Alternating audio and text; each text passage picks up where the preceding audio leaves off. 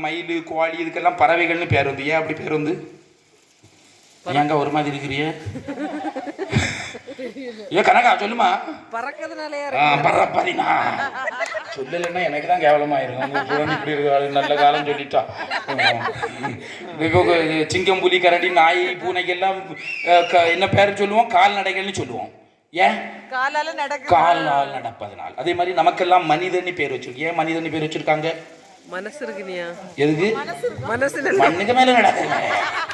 அப்ப மீதி எல்லாம் மண்ணுக்கு கீழே நடந்துகிட்டு இருக்கு. எல்லாம் மண்ணுக்கு மேலதான். ஏன் நமக்கெல்லாம் மனிதன் பேர் வச்சிருக்குன்னா 2026 நல்லா தெரிஞ்சு வச்சுக்கிடுங்க நண்பர்களே. மனிதன் ஏன் பேர் வச்சிருக்கு தெரியுமா?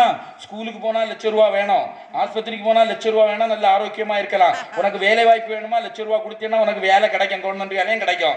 அதனால மனிதன்னா என்னன்னா MONEY மணி, மணி பிளஸ் தன். அந்த மணியை தன்னோடு எவன் வைத்திருக்கின்றானோ அவன் தான் இன்னைக்கு மனிதனாக வாழ முடியும் என்று சொன்னால், அப்பே என்ன ஆத்தா என்ன ஒப்புக்கு தானடி பாராங்கல்ல பெற்று கூட்டா வாசம் ஏதடி பெத்த உள்ள தந்தவனம் உப்புக்கு ஆகுமா தாய்ப்பாலுக்கு விலையும் வச்சா தாலி மிஞ்சுமா வாய கட்டி வளர்த்த உள்ள வட்டி கட்ட சொல்லுதடி வாங்கி தந்த காசுக்கெல்லாம் மல்லி கட்டி நிற்குதடி கோடு ஒண்ணு கிழிக்க வச்சு கும்மி அடிக்குது அம்மாடி.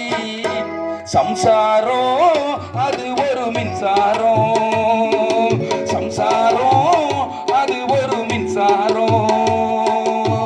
சொந்தம் இல்ல பந்தம் இல்ல எந்த நெஞ்சு மீறோம் இல்ல சம்சாரம்.